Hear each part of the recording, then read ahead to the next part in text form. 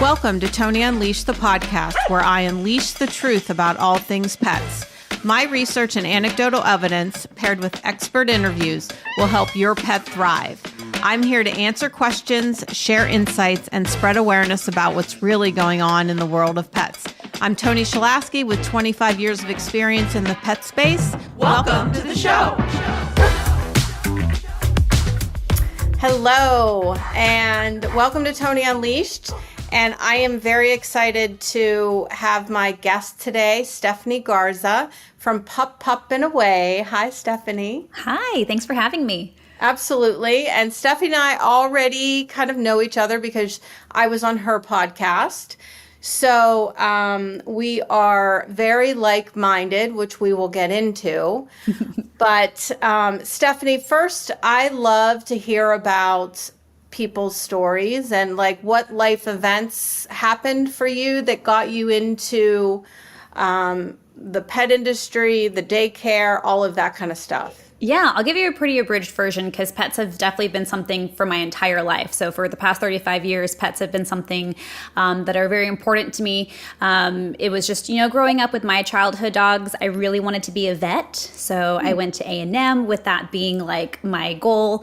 And I very quickly learned that chemistry is not my strong point. And so I had to really make a decision. I made it to the end of my sophomore year and I was thinking, man, I'm not going to get into vet school with a GPA like this, and I'm busting my booty trying to really study hard. So I knew that pet care is still something that I wanted to do. I just didn't know all the different avenues that are in pet care. So at the time I was working at a vet clinic that also had a boarding and daycare facility. So I learned more of the hospitality aspect of pet care, decided to focus in on that. Life eventually took me to Houston, where I worked for a daycare that was also a training facility.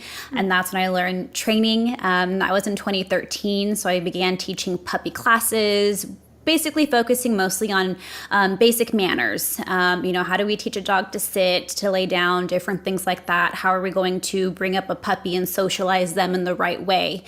So I knew that, okay, this is what I'm going to start my business on. So in 2016, I moved back home to San Antonio, Texas, and I opened up Pup Pup and Away.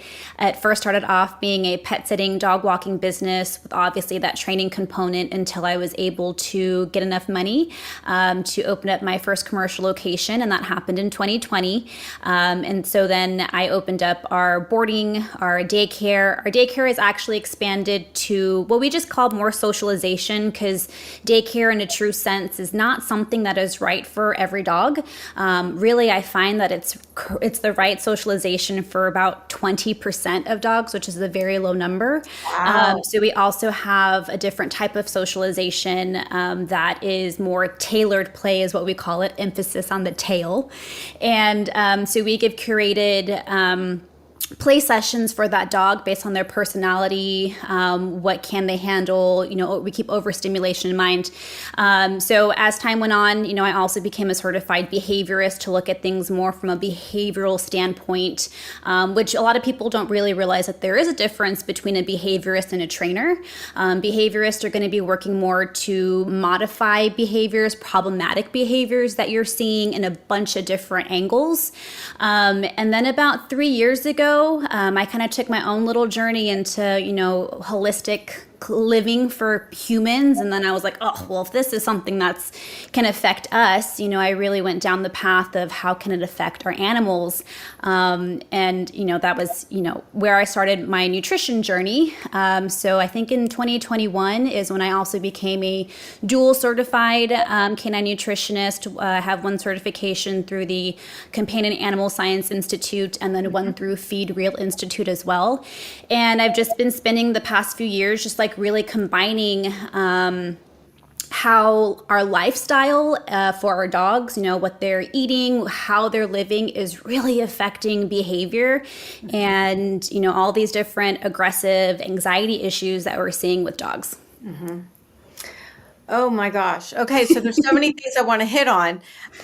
So for everyone listening, I do have to say that Stephanie and I are like the yin and the yang with dogs And do you do anything with cats? Not much. I work with dogs and their relationship with cats, but man, cats are so different. So not a ton. So different.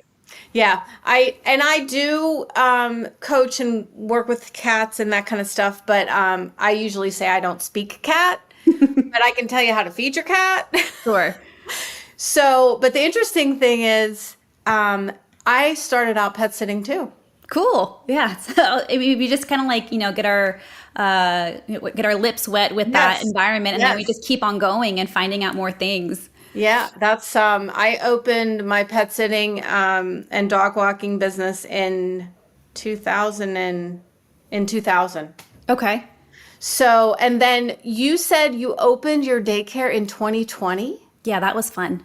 January of 2020. Oh no. Yeah, I had no idea. How did you survive? A lot of grit and can-do attitude.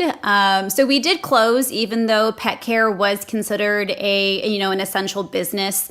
I did decide to close because we had just been open for about, not even 2 months when, everything shut down for COVID. But I was already partnered with a rescue organization through another sub-city of San Antonio. There's a city of Alamo Heights, and I was partnering with them to house their adoptable pets. So their animal care services. So I had a couple of dogs there with me already boarding. I couldn't turn them away. I kept a very small amount of my staff on to help take care of them. And then I just tried to do city grants and things like that. I had a great landlord at the time. I've since moved locations, but he was very understandable. We were all just kind of just figuring it out together, but we survived. Wow, thank goodness. Yeah. So, and in the location that you're on now, about how many square feet is your facility? My new facility that we're in now is about 9,500 square feet. Okay, pretty big. Yeah, it's huge. Okay.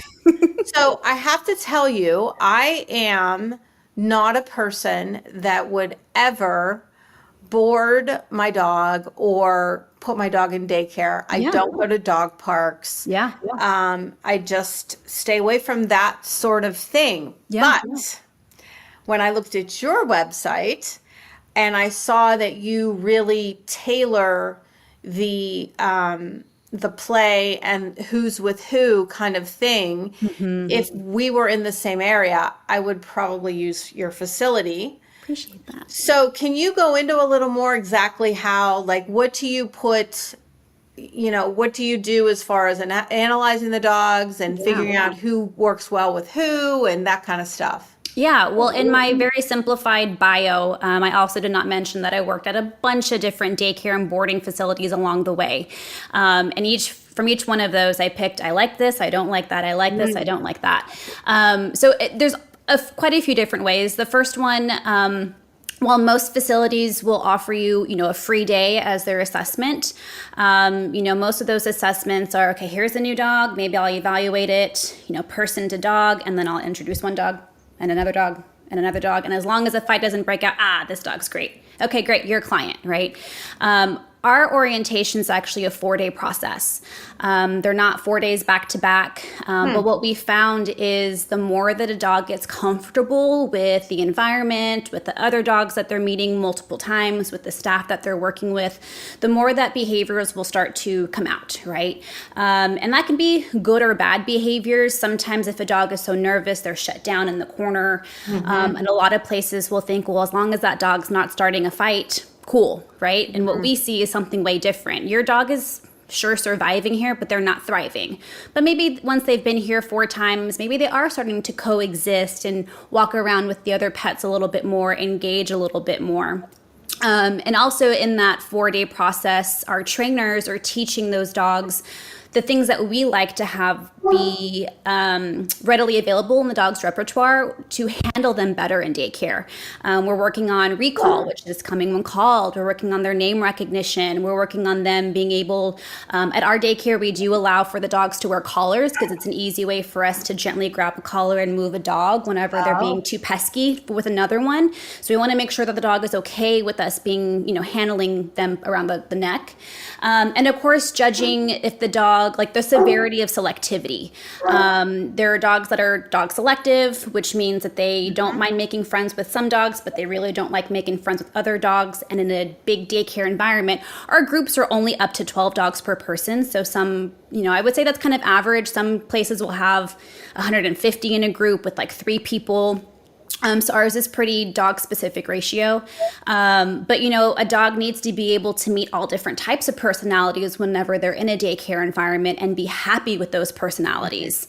On the opposite side, we have dogs that are considered dog-friendly, which have never met an enemy ever, but maybe their play is rowdy, maybe it's a little bit unruly, maybe it's harder to manage in a group environment.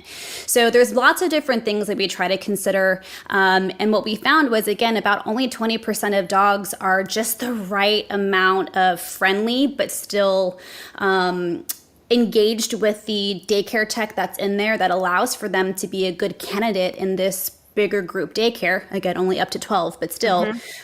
So we created the tailored play program, which is more one-on-one.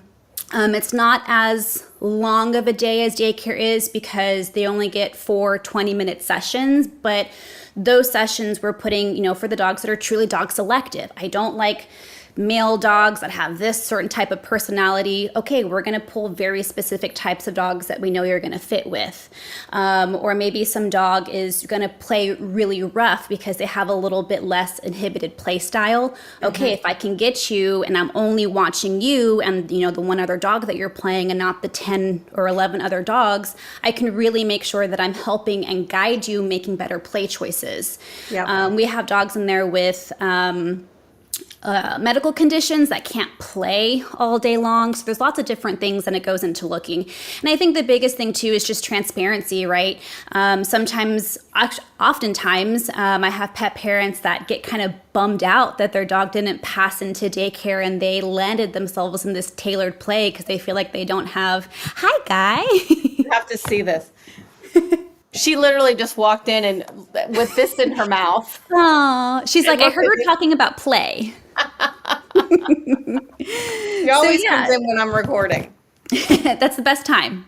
She wants a spot in the spotlight as well.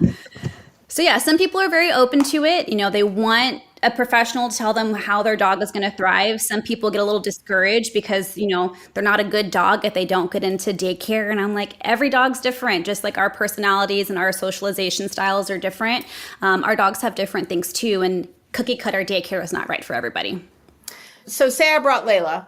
So you would want to see her 4 times in 20-minute increments, not back-to-back days.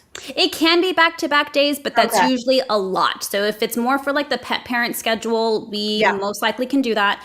But I usually encourage people not to do that, especially for someone who hasn't boarded before or gone to a daycare. Obviously, this is going to be a very stimulating experience, which, as we know, can definitely lower immune systems and help the dog could get sick, not because there's, disease ridden around the place, but because the immune system really took a hit with just this different type of experience that they have. So allowing the body to have a lot of recovery before, during, and after is really important as well. Yeah. Stress affects the immune system for sure.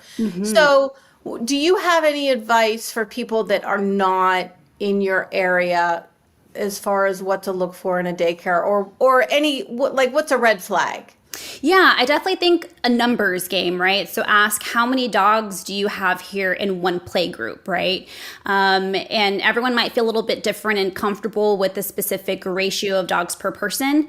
Ours, like I said, is 12 dogs per one person. And sometimes even that feels like a lot, especially when we have very energetic dogs, which the majority of dogs that land themselves into daycare, they're there for a reason, right? But I would say that should be almost more on the high end, really. If you're talking to a place that has, 50 dogs per one person, 30 dogs per one person, that's a lot for a person to manage. Wow. So I would definitely say the numbers thing is really big. Some people love the idea of cameras. We actually don't have live feed cameras in our facility because we're busy tending to the pets and we want to give our undivided attention to the pets. I've worked at facilities that did have the live feed cameras, and we were catching so many phone calls a day. Why is my dog doing this? Where is my dog? Why did you move my dog? Why did you do this with my dog? That we couldn't focus on the pets, right? Yeah. But we still want to be very open and transparent with our clients as well. If we have a scuffle, we're going to tell the pet parents, this is what happened, this is what led to it. We're going to be mindful of the behavior and the circumstances that led up to that. So I think transparency is really big. Oftentimes when I'm having conversations with training clients who go to other daycares and they're seeing me because the daycare is saying that they have aggressive tendencies, well, what is it that you're seeing, or what is it that they're seeing? Well, they won't actually tell me. Well, that's a huge red flag too, right? You want to have a staff that's going to know how to express body language, understand it, but then also be able to verbalize and communicate that to the pet parent of, this is what we're seeing. This is why it's not a good behavior in daycare. These are the steps that we're taking to mitigate it. So being able to have a plan B and a plan C. And sometimes the answer is, this isn't the best avenue for you. Let's talk about different services or different things as well. So sometimes I tell, pet parents, we're not the right facility for you. And to be able to say that, I think is really big because I care about the pet. That's hard for them to hear, don't you think? Absolutely. Yeah. Yeah. So it's hard to deliver that news too. For sure. So that was the first thing that I really liked, was the fact that you take the time to really match the dogs up correctly and your dog to person ratio. The other thing that really got me was you do accept titer tests. Yes. So do you want to explain what a titer test is and why you chose to accept them? Yeah, so a titer test is a very simple blood draw that the vet can do, and it's going to test the antibodies in the blood to see if vaccination is going to be necessary. Whenever we're vaccinating, there's a bunch of different types of vaccines that we can talk about, live and dead viruses and things like that. But really what we're trying to do there is boost, so that was my dog, is boost the antibodies that are in the blood. So that way there's going to be a protection if your pet were to experience whatever virus that it is, whether it's Bordetella, influenza, whatever the case may be. And I haven't given my dogs vaccinations in over 4 years because every single time that I titer, we get positive antibodies. So there's no point in injecting your dog with even more serum because there isn't a better protection. As long as there's antibodies, there's antibodies. On top of that, vaccines can only really account for very specific strains, especially when we talk about Bordetella, right? And I get it, right? There's a liability, there's a protection that facilities need to be able to keep themselves safe from. So everyone must have this vaccination, but the vaccine that you're currently getting is really only protecting you from, I think, like 6 strains from last season. And we all know how viruses work because that's what the flu does. That's what COVID does. It mutates every single season. So even though your dog has vaccinations, they can still get sick. So again, I've been taking my dogs with me to daycare for 4 years without an updated influenza vaccine. I've actually never had an influenza vaccine, but without an updated Bordetella, without an updated Parvo, and they don't get sick. Yeah. We also sometimes see animals with the vaccinations get sick, and they get sick even harder than ones that are not vaccinated. So it's a very interesting concept because a lot of people don't understand what titers are. But I also just like to I should not be the reason why you're making specific decisions on your pet care. That's up to you, the education that you have. That's another reason why, too, we accept intact males and females at our facility as well. Oh. Mm-hmm. Yep. We base every single dog on an individual basis. So we'll still temperament test them. We do sometimes have to have the conversation of like, hey, usually the male dogs versus the female dogs. Like, hey, your dog is starting to exhibit behaviors that we believe are linked to the extra testosterone. So these are some other adjustments that we're going to have to make in their play. But To be honest, it's never an aggressive tendency. It's just I like females sort of thing, right? The one caveat I will add to that, though, is I cannot have a female in heat because it really does mess up the dogs. Yeah. Oh, it would be mayhem. Absolute mayhem. It is. So yeah, I'm just definitely a pet professional who does things a little bit differently when it comes to a boarding in a daycare setting. But I don't believe that I should be the reason why pet parents shouldn't have to choose proper socialization and compromising their pet's immune with over vaccination or, doing too early of a spay or neuter. So I love that. I love that. Thanks. You're awesome. I love that. I love all of that. I wish I were in San Antonio. Yeah. So do you get much pushback with that philosophy? No, not really, because a lot of people are still, they're still gonna do the vaccinations, right? Even though that language is on my website and I do try to educate people, they're still gonna listen to their vet majority and still go grab those vaccinations. And that's fine, right? I want that to be there and open for any pet parent to make that decision. I've had pet parents seek us out because of that. Their pet was immunocompromised, so they can't get vaccinations. They shouldn't have to not be able to go play just because, they're immunocompromised, and that pet parent knows the responsibility that they're taking. They sign an extra waiver with us, but I still, temperament test them to make sure that they're proper for play, and then still accept them into our programs. That's amazing. Thanks. That's amazing.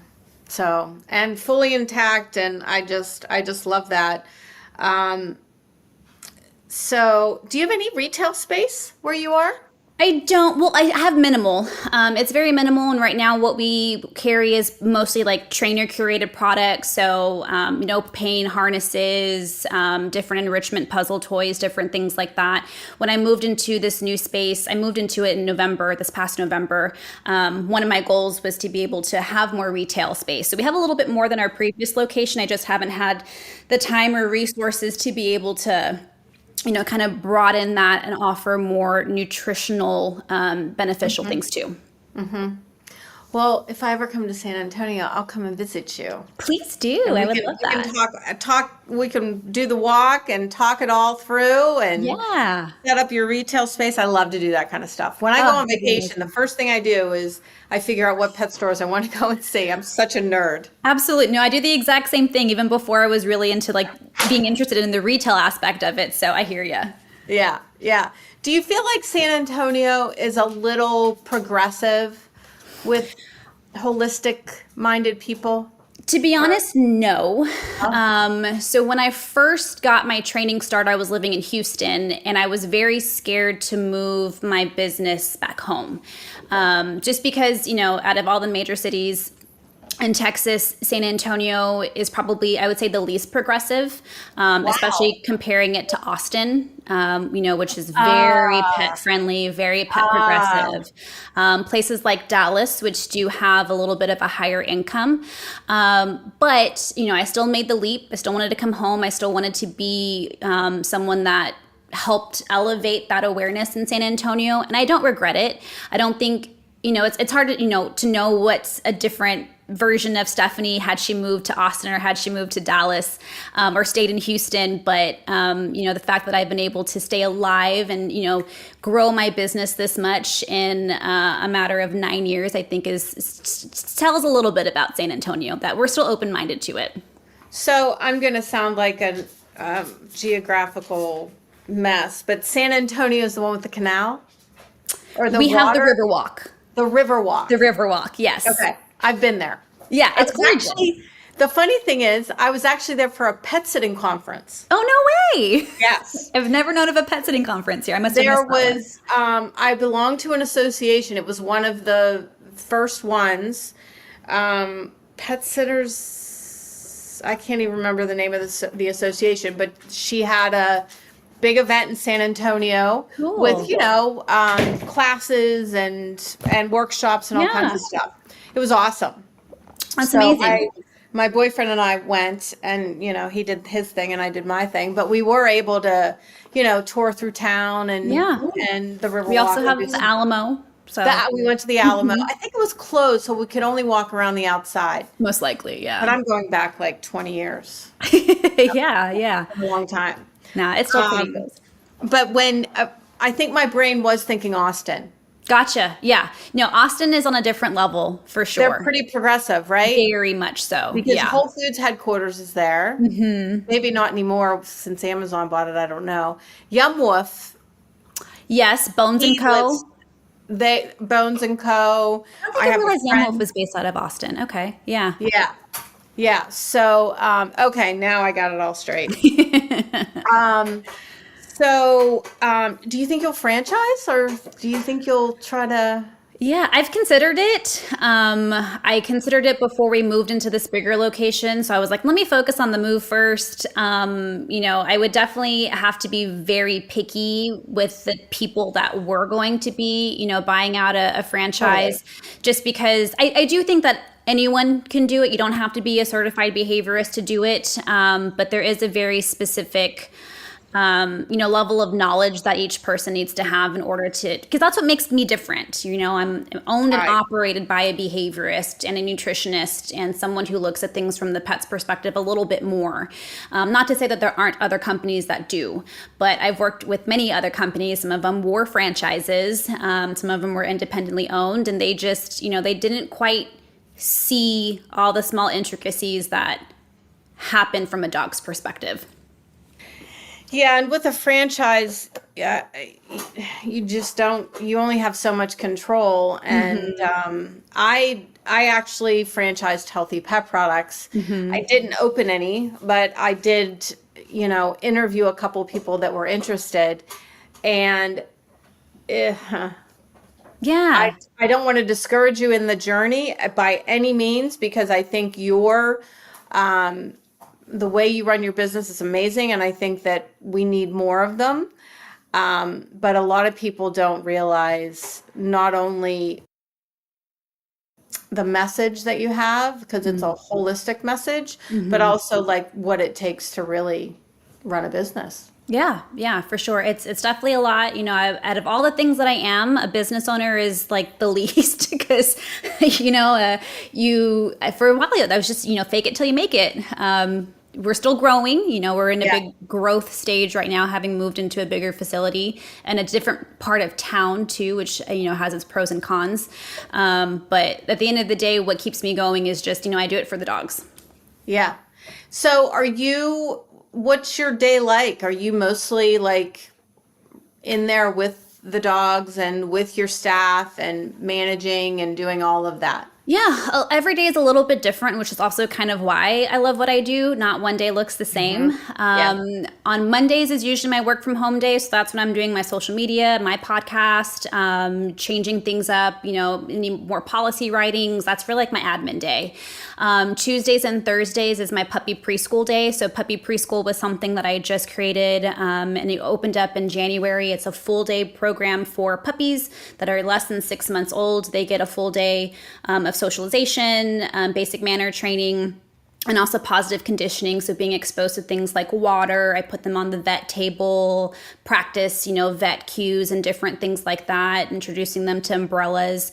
So I have a group of puppies that are in there with me all day, Tuesday and Thursday. So they keep me very busy, even though they have a lot of rest cycles. I give everyone rest while I work with one and then, rotate. Wednesdays and Fridays are usually more of my private lesson days. So that's when I'm working one-on-one with my clients. And then in between those lessons is when I'm trying to be in there with my staff. I have a great team of managers that manages every single department as well. So I'm leading them in different things that they should be doing in each department. But, I'm the one with the most daycare experience. So I like to be with the dogs and with the employees as much as possible because, the more that they learn about the dog behavior, even though we have a whole big training for each incoming staff that we have, daycare is just one of those things where you just get better the more that you do it, the more that you understand the dog, its dynamics, how that dog's play style is going to interfere with that play style, and vice versa. Different management techniques too. So I like to be in there as much as possible. So when we talked before, Stephanie, we both are really passionate and I feel like want to change what we're seeing in dogs with their behavior issues. So their anxiety, their not being able to be alone, Yeah. fearful, aggression. So what what do you so we don't all get puppies, right? Where we can start them off correctly, like your puppy preschool. So, what can we do differently with the dogs that are coming from shelters that are already showing some anxieties as Layla does her stress yawn? Well, there's quite a few things, and one thing that I'll say too about like puppy sociability is all puppies can have the best socialization starting from a really young age, but it's the type of socialization that we're giving them. Most puppy socialization is go, experience, do, and what we also want to be teaching puppies is how to be calm during new experiences, because the neuroscience of an adolescent is crazy. And despite whatever puppy socialization you have, it's really the adolescence, in my opinion, now that I know more, that really is making or breaking reactivity and aggressive behaviors later. 70% of reactivity is going to start during adolescence, not puppyhood. So very interesting for us to think about. So, when do you consider adolescence starts and ends? It's different per like size group. So basically, in general, I say about 5 to 6 months of age to about 2 years. Our smaller breeds are going to be on the younger spectrum of that, and our giant breeds are going to be on the older spectrum of that. And sometimes with my giant breeds like my Great Danes or my Mastiffs, things of that nature, sometimes it's closer to 3 to 4 years. So they stay more puppy-like for a little bit longer. Right. Yeah. So happy to hear that. Yeah, they stay a little bit more puppy-like for a little bit longer. I don't know why, maybe just because their body takes more to develop, but there's a lot of things going on neuroscientifically in an adolescent brain that really is setting the stage for aggressive or anxious behaviors later. But to kind of speak on, for those of us who get pets who have had an experience already, the first one is really to understand that the majority of inappropriate behaviors that you're seeing are most of the time are not a choice that your dog is making. It is a response to the nervous system not being regulated, right? And the more that a body, human, dog, any sort of species, the more that a body is going to be experiencing stress, the more that body gets stuck in a stress cycle. So you have your sympathetic nervous system that is fight or flight, and then you have your parasympathetic nervous system, which is rest and digest. When your body is constantly being bombarded with stress, environmentally, externally, intrinsically, we really hardwire that sympathetic nervous system to live on a higher frequency and just be ever so closer to just tipping over, right? When we're not giving the body the right nutrients, the right activities, the right sort of decompression to balance out and find that rest and digest parasympathetic nervous system, we're more close to being triggered. So a lot of our dogs who are experiencing stress, and stress can be a variety of different things, right? Like we talked about earlier, going to a daycare for the first time can be stressful. A lot of my clients, even though they love coming to daycare, when they're boarding with me for even 3 days, that can be stressful. Being forced to scavenge on the street is stressful. And I think another thing that people don't realize is that stress is something that can be carried down for generations from the mom, right? So if the mom is on the street pregnant, her babies can be born with a higher stress response. And I've seen that carry down 3 different generations, which is really wild.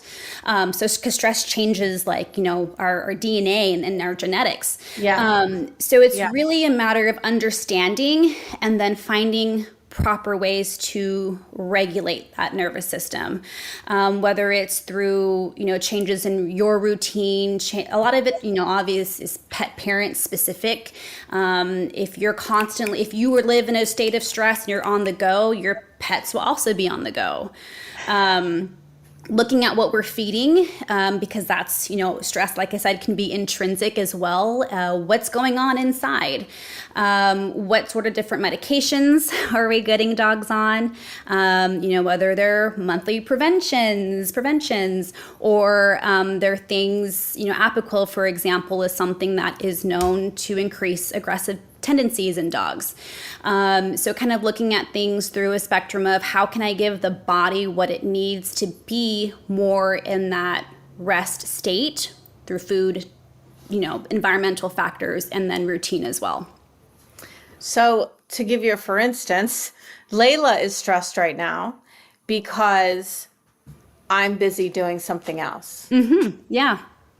And to give you an example, give listeners an example of stress and how they pick up on humans. So Bo is my 13-year-old cattle dog. I'm his third, well, technically fourth home if we really get into it. But my boyfriend and I, when we had him together, my boyfriend was a very stressful, high anxiety person. Just the way he was. He was a great guy, but just very high anxiety, OCD, blah, blah, blah. And Bo, you know how cattle dogs usually pick one person, and Bo adored Bob. So we broke up, and Bob took Bo, and I had another dog that I kept. So Bob, and that was a decision that we both made. It was the right decision for Bo. And then Bob died. So, and I have Bo back. I got Bo back the day after Bob died. And people that know Bo that have come to visit and I didn't notice this, but have said, wow, he's different.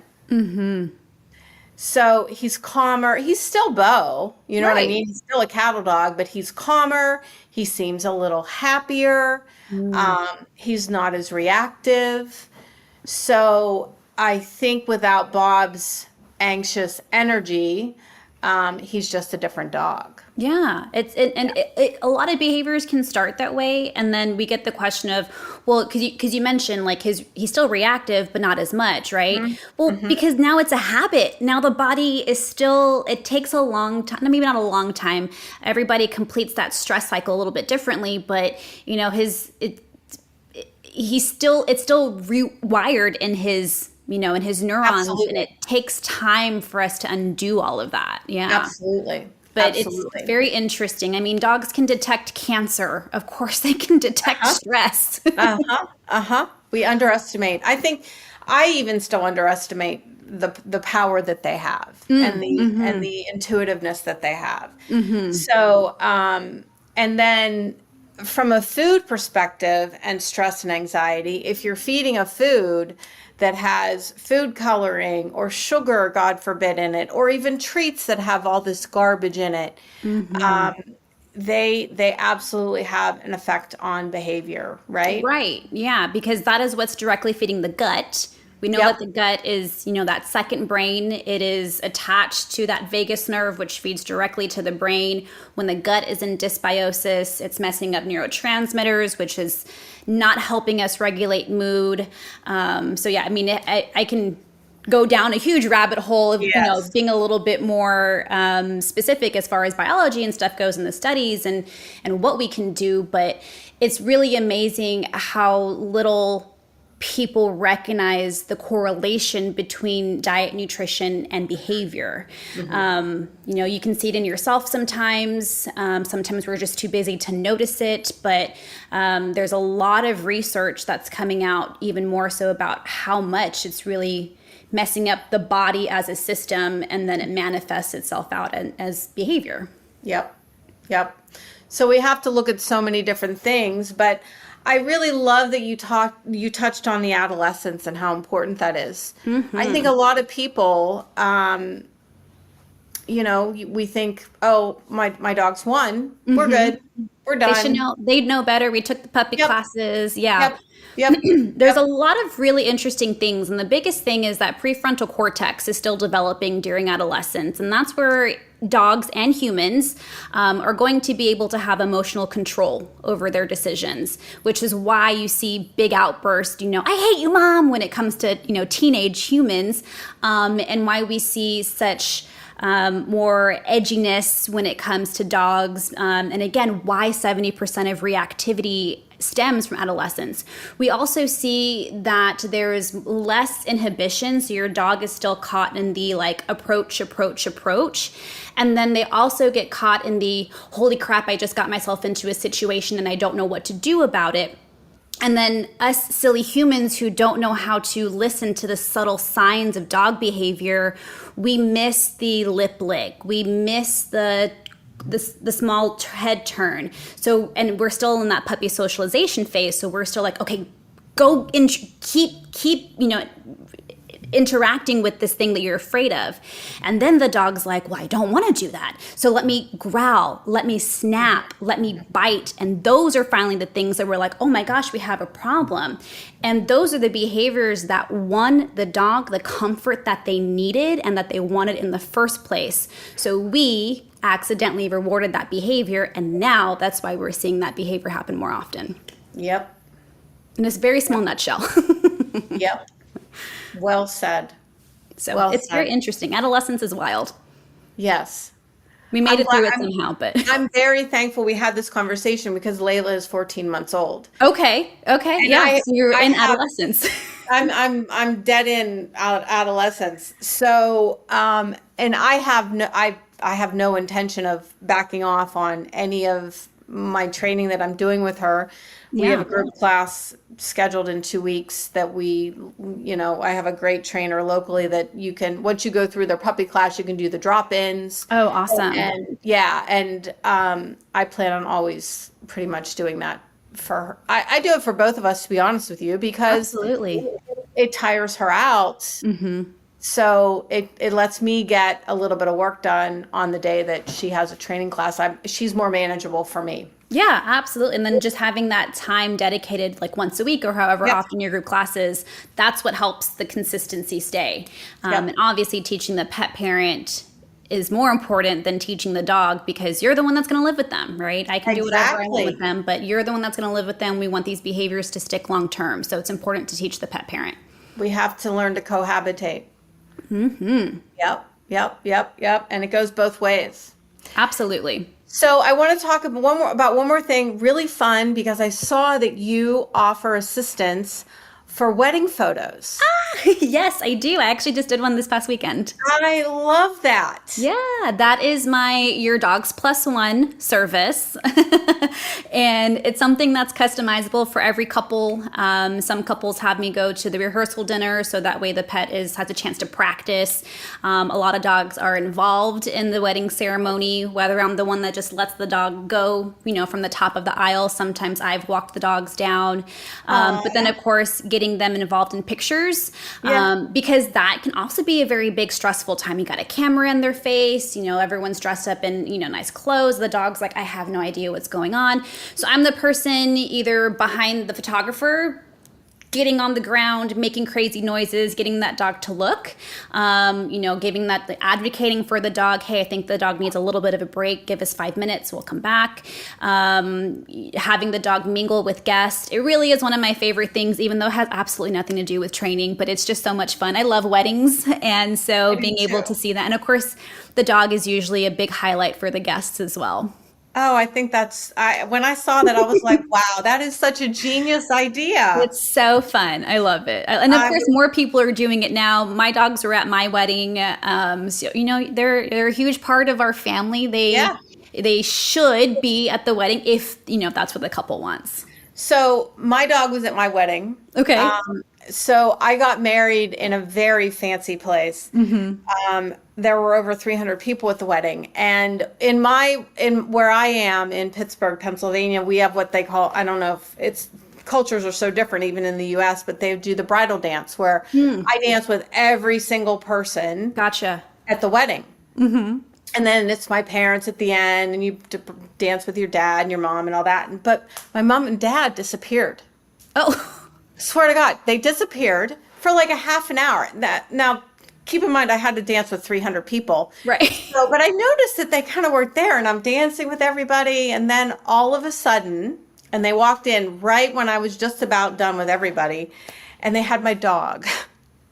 And Princess was my first dog. She was little. She was only 18 pounds, so they could carry her in. And it was just such a moment. So it was a surprise for you. It was a total surprise. Oh, how cute. And I was able to dance with I'll even tear up right now. I was able to dance with my dog at my wedding. That's amazing. So, and this is back when, I mean, I got married I'm divorced now, but I got married in 1994. Okay. I'm 57 years old. So you didn't do that kind of stuff then. Yeah. Like, it was like, what? You brought and I'm from a really small town, so that was like weird. They're like, You know this what I mean? Toni. Yes, exactly. Exactly. so It was really cool. Yeah, the pictures that a lot of the clients get at the very end of it, and I'm there to help facilitate, that. One time I had a bride who wanted the dog's face around all the bouquets. And that's very unnatural for a dog. So he needed a moment to adjust. I helped him adjust to it. I'm holding him, and like the photographer and I are talking, and she's like, we're taking a break. So I'd feed treats, and then I'd go back and I'd hold on while the bouquets were around him, and they got the shot that they wanted. Wow. So it definitely takes, someone who's, I'm going to do whatever I can to get the shot, as long as we're not going to completely stress out your pet also. That is awesome. That is awesome. Well, any last thoughts? Is there anything we didn't hit on? I just, if any one of your listeners is dealing with, any sort of anxiety, aggression, there's a lot of other things to look at holistically besides just your training methods, right? First and foremost, please make sure that you're using a positive reinforcement trainer and not using any sort of aversive training techniques, because that can set you up in the wrong direction, not towards progress. There's a lot of things that we can do to help regulate that nervous system. If the body is still wired to live in that, flight or fight, you're going to have a hard time for the training to take place, and even just your animal being open to and being able to learn. So it's really important that we address those things too, in a variety of different ways, right? There's plenty of avenues that we can take that. Some of my clients are a little bit hesitant, so I give them, we have to do something, but these are the ones that I would really start off with. Sometimes that could be like a CBD or something like that. But, I like to look at behavior from a holistic standpoint, because it's not just a choice that your dog is making because they're a bad dog. There's a lot of things that are going on internally that need to be adjusted first. Yep. Just like kids, just like humans, there's so many factors, so many spokes of the wheel that are a part of our lives that impact everything. Absolutely. Yeah. So, okay, so where can people find you? Oh, you can find me in so many different places. I'm on social media all over the place. At Steph, the Pro Dog Mom is more of like my holistic stuff. At Pup and Away, SA, is more of our training and facility stuff. But I'm on Instagram, Facebook, TikTok. I also do consultations, training and nutritional virtually as well. Definitely had to pivot, and that's probably one thing that a lot of good things came out of COVID, I think, but being able to work and find a way to work with clients all over the United States is something that I learned from then and still do now. So you don't have to be in San Antonio to come and chat with me.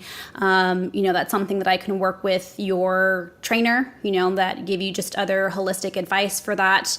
I'm a little bit all over the place. Okay. Well, I will have that all in the show notes. Thank you. And your episode, well, I'll tell you. I had it written down, but I don't remember. It doesn't matter. It's not part of the recording. Thank you so much for joining me, Stephanie. I love our conversations, and we will hopefully talk again sometime. Yes, thanks for having me. If you're ever in San Antonio, come find me, but I would love to keep having more conversations. Awesome. Thank you. Listeners, please give a 5-star review. Please share this podcast with others. it takes a village. So bye for now.